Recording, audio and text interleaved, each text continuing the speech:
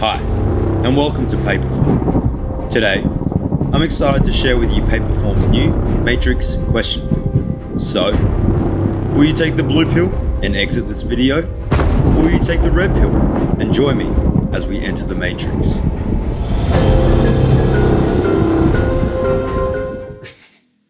Hey everyone, Alex from the support crew at Paperform.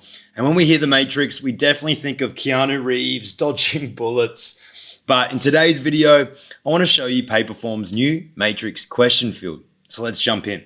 Now, a Matrix question field consolidates various rating scale questions into an easy to digest format. So rather than asking 2 to 3 repetitive questions, we can ask them and group them in a single query. In this video, we'll be setting up a classic customer experience survey.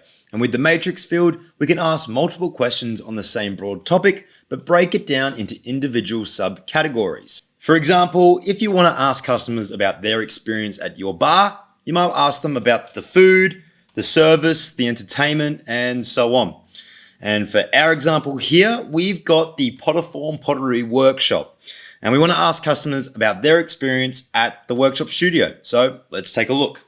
Now, to add a field, like all fields within Paperform, we can follow 2 processes. The first is by selecting the add question icon on the left-hand side of the editor.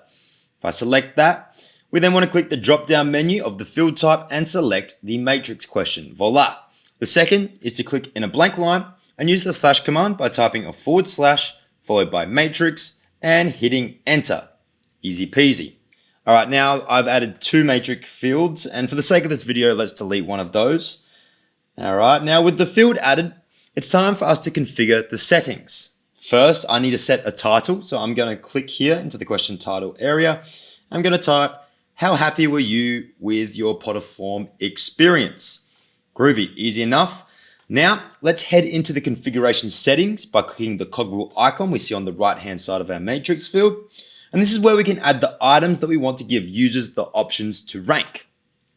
Now, when you jump into the field's configuration settings, you'll notice column names and row names. Row names refers to the statement or option you want to be rated. For example, I would like the submitter to rate the workshop leader, the process of booking their class, the organization of their workshop, as well as the price of their workshop.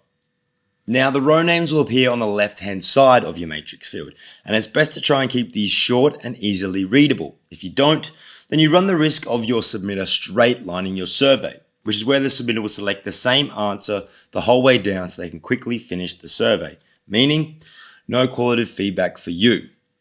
All right, now column names refer to the answer choices, and these will appear at the top of the matrix field. Keep these short as well, because column names that are wordy can tend to be intrusive and look cramped. A good guide to avoiding overwhelming your submitter is to keep your row names and column names to no more than 5 options. And we can see in my example I've used for my column names, very satisfied, somewhat satisfied, neutral, somewhat dissatisfied, and very dissatisfied. Now, one pitfall of the matrix field is that it is closed-ended, meaning that you can miss out on context when obtaining feedback from your submitter. But we can use conditional logic to get back that precious context when certain responses are given. In this example, we want the submitter to provide further feedback when they state they are very dissatisfied with the price of their workshop. So we'll jump out of the matrix field configuration settings and I'll create a text question. I'll quickly title this, what could we do to improve our pricing? Then I'll enter the configuration settings, toggle on question visibility logic, quickly select the matrix field, then the pricing row. And when the answer is very dissatisfied, I want this question to become visible. For this example, I set up a single condition. However, you can add as many logic rules as you like, but heed my warning, too many logic rules defeats the original simplicity of the matrix field. Groovy. Now it's time to take a look at the live view of the form or survey and see the matrix field in action. So make sure to save your changes and then click the eye icon in the top right corner to redirect to that form's live view. We can see that when I select very dissatisfied for the price of your workshop row, that text question becomes visible. Now it's clearly evident and valuable to note that we are currently viewing this form from a desktop device. However, more and more people respond to surveys using mobile devices, and it's important to keep smartphones and mobile devices in mind. Now, while it works on mobile, the horizontal display of a matrix field isn't quite ideal. Now, I'm going to quickly jump back into the form editor and enter the configuration settings for the matrix field and toggle on display as matrix on mobile devices.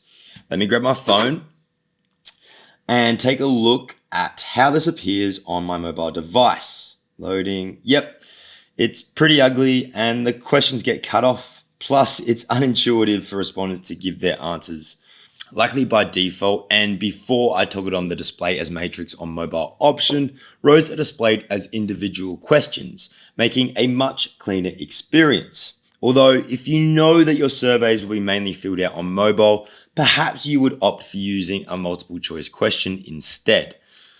And there you have it. Now it's your turn to enter the matrix. If you have any questions about using the new matrix field, please let us know. And as always, thanks for watching and have fun creating.